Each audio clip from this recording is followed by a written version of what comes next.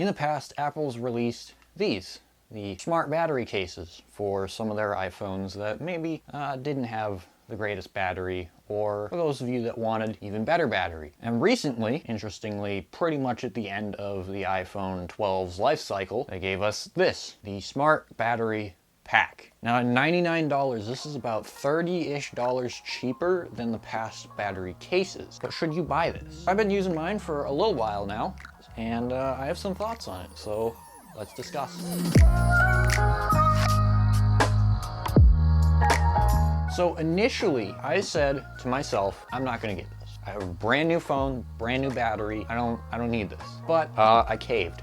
I caved for you guys. I got one. And my experience with it's been pretty good. And as I said, I have a brand new phone, brand new battery. So I don't need to use it as much as I had to use my smart battery case for my iPhone 10. Like, look at this thing. There's not an ounce of silicone left on this thing. I peeled the shit out of it. Thoroughly used and abused.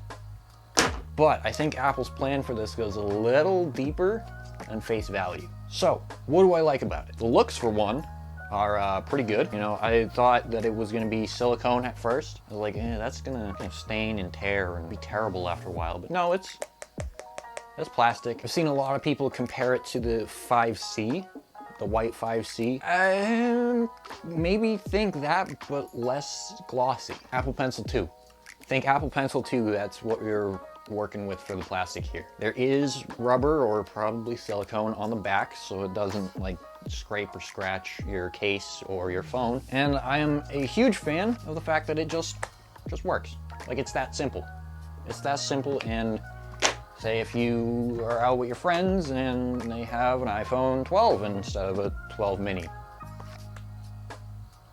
Just works. Maybe they got a big boy phone, 12 Pro Max.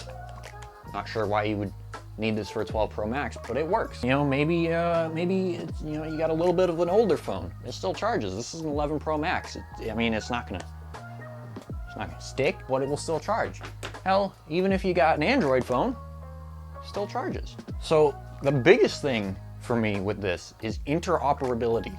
And I think that plays into where Apple's going with the future of MagSafe and their iPhones and just charging in general. Because we've been hearing rumors forever that this guy, the Lightning port, his days are numbered. And I think this is kind of their stopgap between port and portless, because it's interoperable, it works with every iPhone 12, it's probably gonna work with every 12S or 13 or whatever the hell they call it.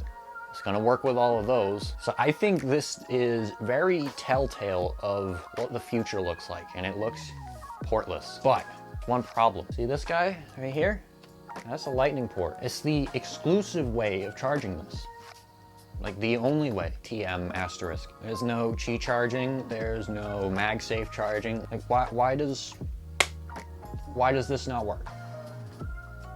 What? Why? You wanna go portless, why doesn't that work? And you can charge this wirelessly if you plug in your iPhone. So like, yeah, you can charge this reverse wireless. Like you can put it on your phone and then plug your phone in and your phone will charge the battery pack, but you're still plugged in. Why? I wanna know who thought it was a great idea to not include MagSafe or just even regular Qi charging and say, nah, the only way you're gonna charge it is with that cable we're getting rid of soon. Why is that a good idea? All right, I bashed on it enough. Should you get one? That honestly depends. If you just bought a brand new phone, probably shouldn't need it. Maybe you might need it if you get a 12 mini. You know, the battery's not super great, so you might want that little extra tiny bit of juice. I mean, if you want, I'm not telling you not to buy it. If you want it, go right ahead. But if you have something like the 12 Pro Max with its battery life, I don't think you're gonna need it. And if you do plan on buying something like this, you have these. Kind of the same thing for like a third of the price. I paid like 36 bucks for this. It works just the same. Well, not just the same. It charges USB-C, doesn't show up as like a MagSafe supported accessory. So it's just a wireless charger and it's not smart. So if you know you want a MagSafe power bank, but you don't know which one to get, unless you want the smart capability and like the reverse wireless charging that still doesn't make sense, these aren't that bad. Now sure, it doesn't look as pretty. It's super glossy and fingerprinty, but they do the same thing. As I said, I originally didn't plan on getting this. It's definitely one of those things that you can definitely do without. It does add some value to your experience. So, would I recommend this if you're looking into it? If you're married to the idea of this and don't want anything else, or you just want to keep the bloodline pure in Apple everything, go for it, especially if you have a 12 mini. I guess I'll probably keep it. You know, it's nice to just have a little bit of extra juice lying around here and there. But yeah, this is one of the things that I was less enthusiastic to take a look at, you know, because I just, right now I don't need it. In the future, yeah, I might need this, but right now, again, if you have a brand new phone, you probably don't need this. I hope you guys enjoyed. If you did, be sure to leave a like, subscribe, leave a comment. Do you plan on getting this? Let me know, and I will see you guys in the next video. Take care.